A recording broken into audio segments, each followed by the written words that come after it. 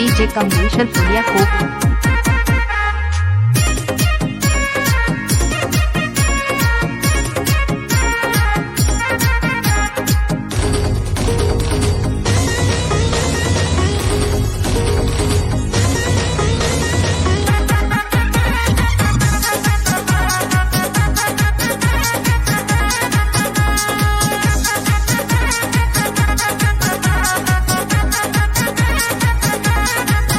मैया खोलने चिमन के केवाड़ दुआर बियो में। मैया खोलने चिमन के केवाड़ दुआर बियो में। हम भोरे सजल नेठा दुआर बियो में। मैया खोलने चिमन के केवाड़ दुआर बियो में। हम भोरे सजल था दुआर बियो में।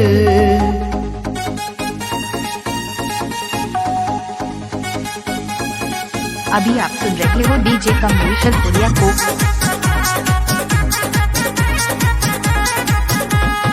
हे बैज मैया हमर मिथिला में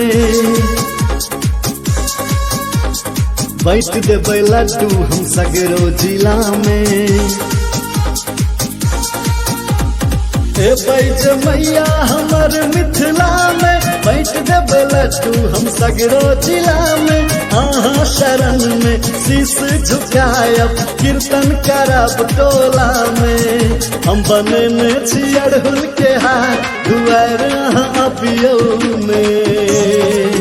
मैया खोलने चिमन के केवाड़ दुआर बियो में।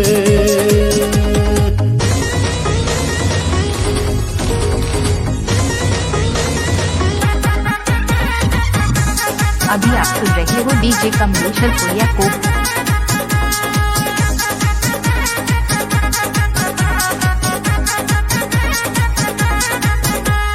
लाले लाले हम चुनरी मंगायब बाली बिंदी से तोरा सजायब। लाले लाले हम चुनरी मंगायब बाली बिंदी से तोरा सजायब। मंदिर सजा का सोझा बैसा का जननी है नैना चुरायब। अपन बेटा के सुन के पुकार दुआर बियो में।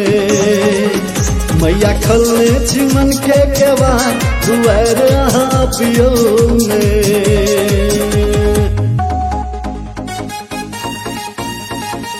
अभी आप सुन रहे हो डीजे कमलेश पुलिया को।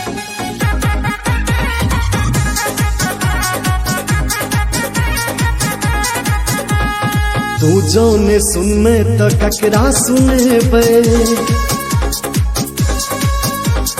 मैया के विपदा केकरा देखेबे। तू जौने सुनने तो ककरा सुनेबे। मैया के विपदा केकरा देखेबे। राजीव रंजन के कोरा उठा ले मैं कह के केकरा बजेबे। बेटा रवती परल छौला चा दुआर बियो में। अपन बेटा के सुन के पुकार अभी आप सुन रहे हो डीजे कमलेश